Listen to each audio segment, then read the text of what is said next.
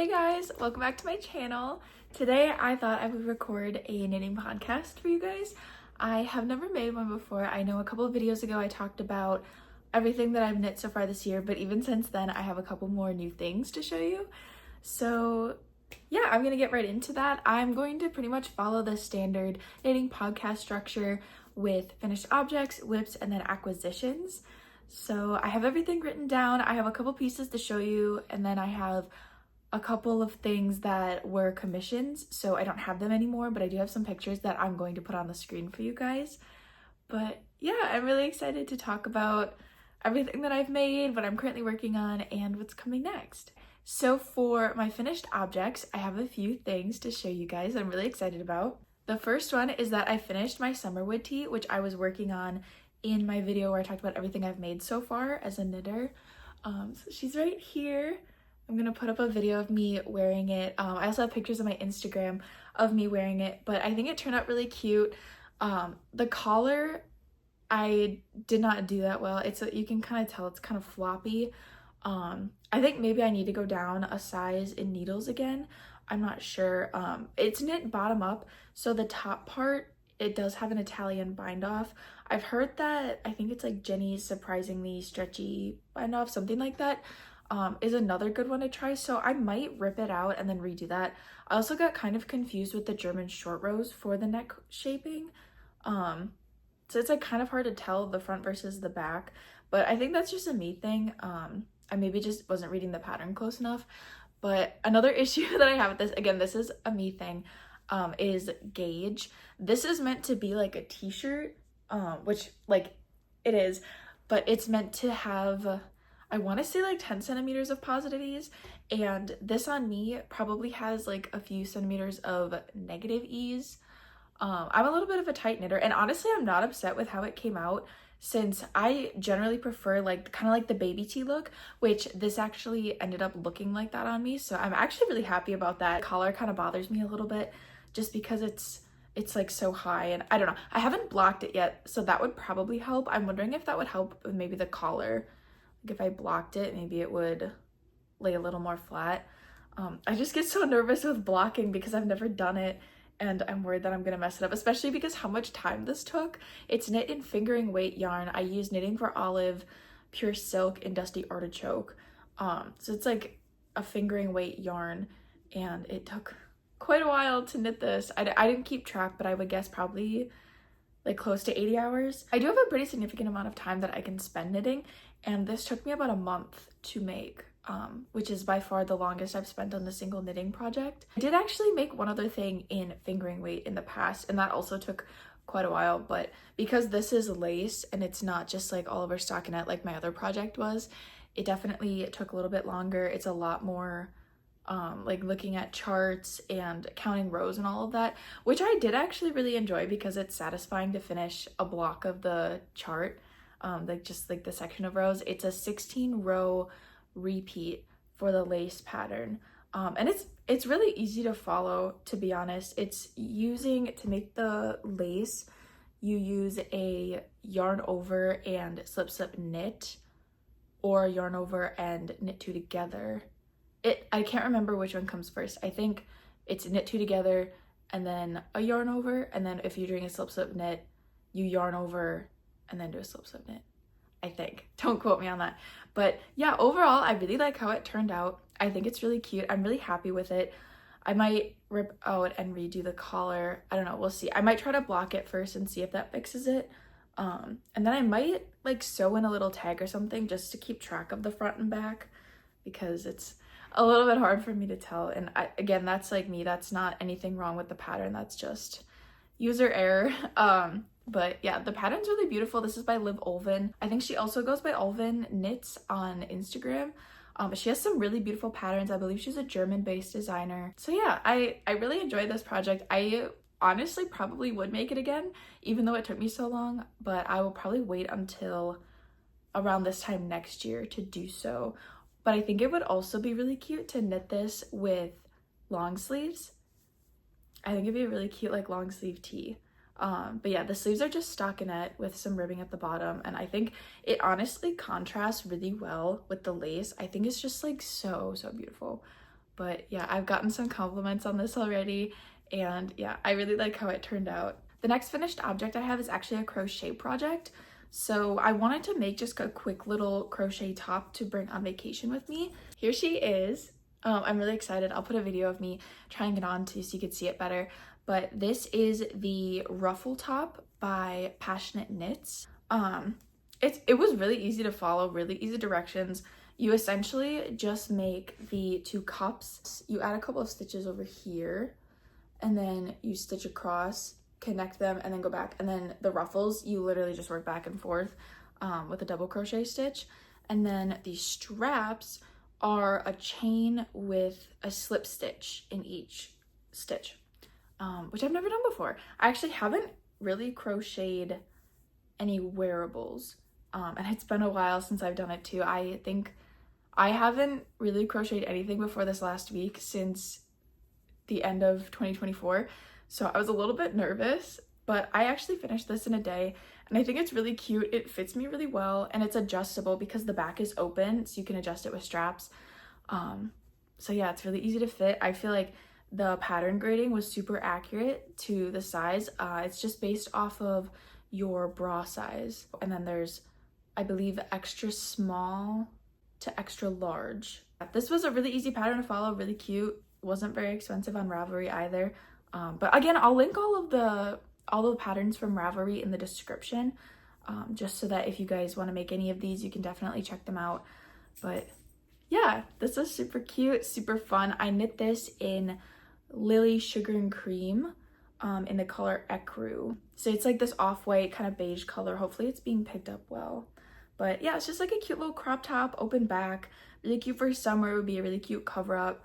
But yeah, I'm gonna bring this on vacation with me. I don't know if it's gonna be quite warm enough to wear it, but it could be cute to like wear over something. Like even kind of the top that I have on now is just like a black long sleeve. I think that'd be kind of cute. So I don't know, but yeah, I'll probably post pictures on my Instagram if I do end up wearing any of these knits or crochets when I'm on vacation next week. So keep an eye out for that. Another finished object I made is actually a sewing project that I just made yesterday. And I'm not an expert sewist by any means. I did make my graduation dress that I wore about a month ago. I'll put like a picture of it up here.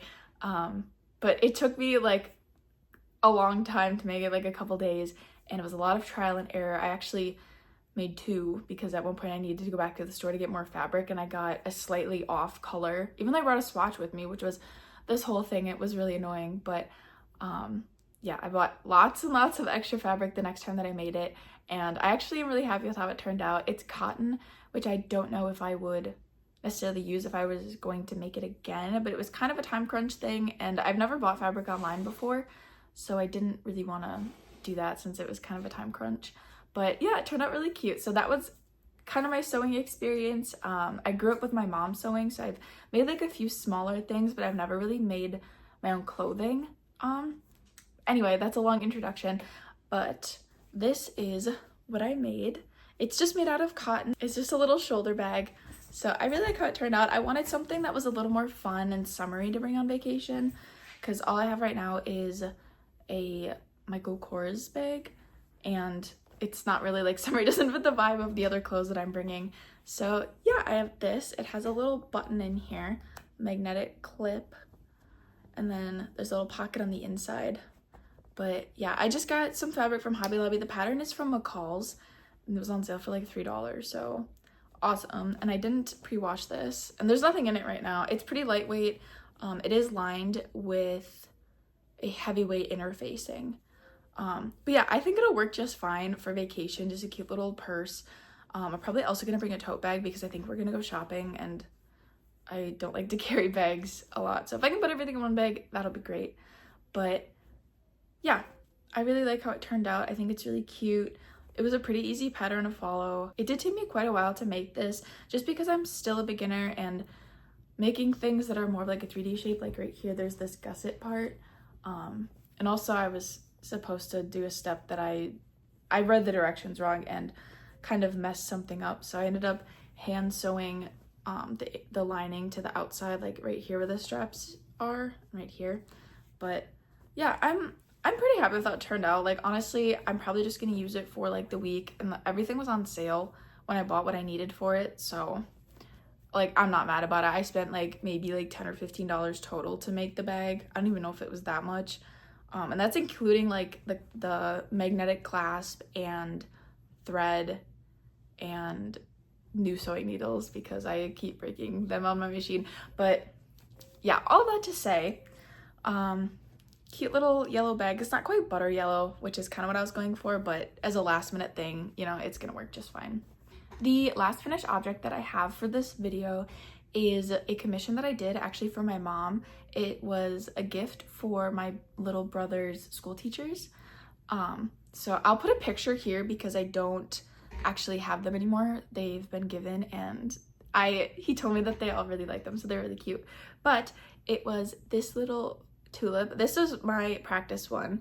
When I made the actual one, I made the tulip a little like not so bulby, and I think like the stems turned out a little bit better, and then it doesn't stand up well on its own, so I had to put some cardboard in and I glued it down. I think this one has cardboard in the bottom here, but it still doesn't really sit flat. I think I maybe overstuffed it or something.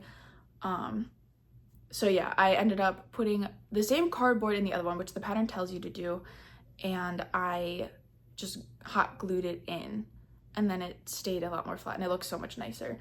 But all of this yarn was just some extra that I had in my stash from Hobby Lobby. It's the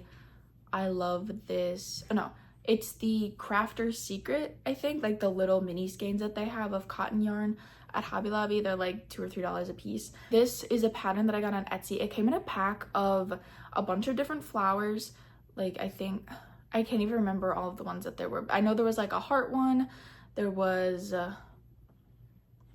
there were like 5 different flowers in the pack of patterns for like, I think I got on sale for like $7 or $8 on Etsy, but it's by A Pinch of Cotton. And they're really cute. Honestly, I might make some more of these. But yeah, it was really cute. This is a little gift for my brother's teachers.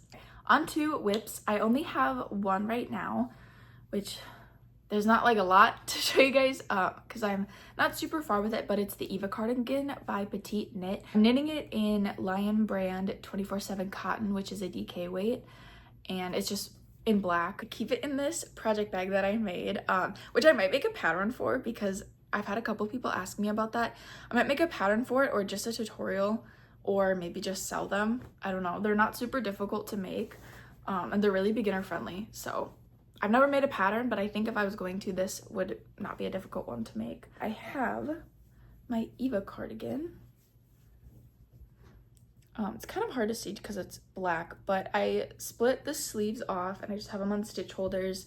And right now I'm just working on the body back and forth in stockinette stitch because it's a cardigan, so it's knit flat, which isn't my favorite thing, but I think I've been doing a pretty good job of keeping the rows. I don't know if you guys can even see that, but I think I've been doing a pretty good job of keeping the rows pretty even, which I definitely struggled with the first time I knit something back and forth.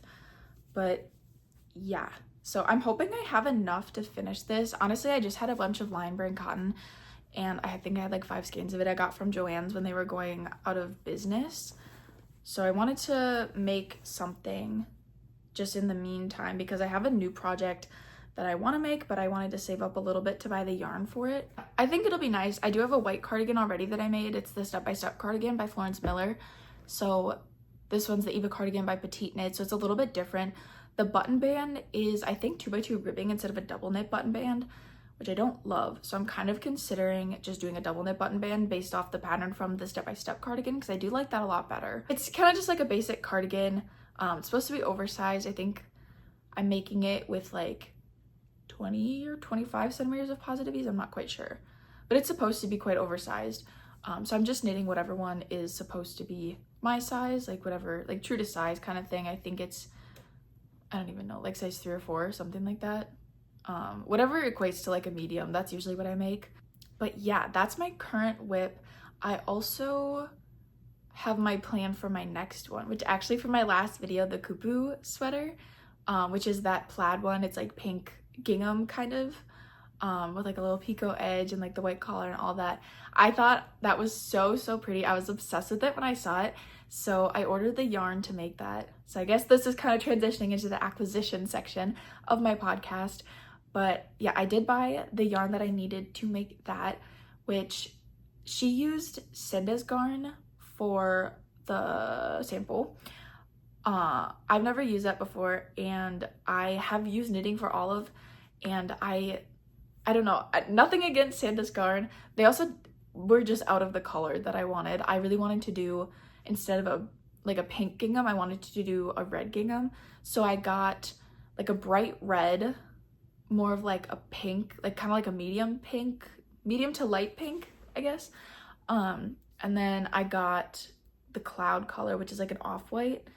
So that's supposed to come hopefully while I'm gone on vacation, so I can start making it when I get back. But yeah, the pattern is knit with, I believe, fingering weight mohair from Cinda's garn, like the Pure Gint tin yarn, tin Pure Gint.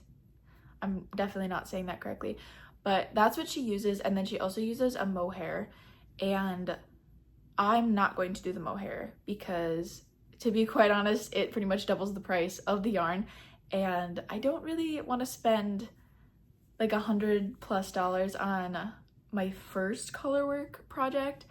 I'm kind of nervous about it, but I've never knit anything double and I've never done colorwork, so I figured this would be a good one to start with, since it's just like boxes of each color versus like really intricate stuff and like all that. So I don't know, I'm nervous to see how it goes. I'm gonna have to figure out something about catching my floats, because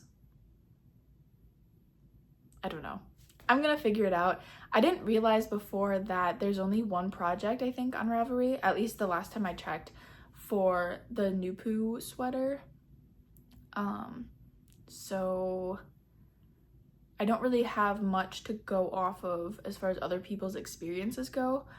I did actually talk to the designer though on Instagram. I posted on my story that I was going to knit that sweater next, and I tagged her and everything, and she saw it and she was so excited about it, and she's really excited to see what I'm gonna make. So I'm definitely gonna send her pictures and stuff, and she's so sweet. So I think if I have any questions, I could definitely reach out to her. Yeah, she seemed really awesome. So yeah, I'm really excited to make that though. I think it's gonna be really cute for fall. So as far as acquisitions go, it would just be the Knitting for Olive yarn, which I don't actually have yet, but it's on its way, so that I can start making that sweater when I get back from vacation.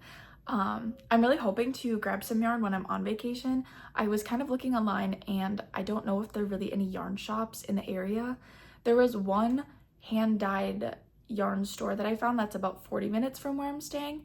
So if I can't find any yarn the places that we're planning on going, I might make my boyfriend go with me to go there, because I think that would be like the coolest souvenir ever, to just get some local yarn.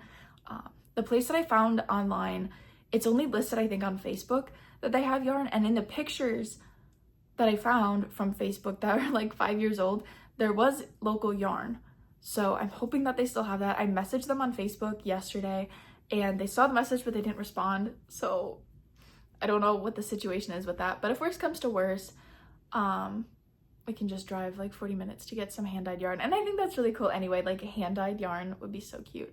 I hope that you guys enjoyed this knitting podcast. This is my first one, so I'm hoping to do these maybe like monthly. I feel like I am a pretty active knitter, so hopefully like every month I'll have a couple new things to show you guys and some different whips to talk about. But yeah, so those are my current knitting plans. I'm really excited about that, and I hope the next time I see you guys I'll be able to show you some cool fun yarn from where I'm going on vacation. Thank you so much for watching, and I hope you stick around. Definitely like and subscribe if you want to see more of my content, because I have a bunch of video ideas already and I'm really excited to start recording some more. I hope to see you guys again. Bye!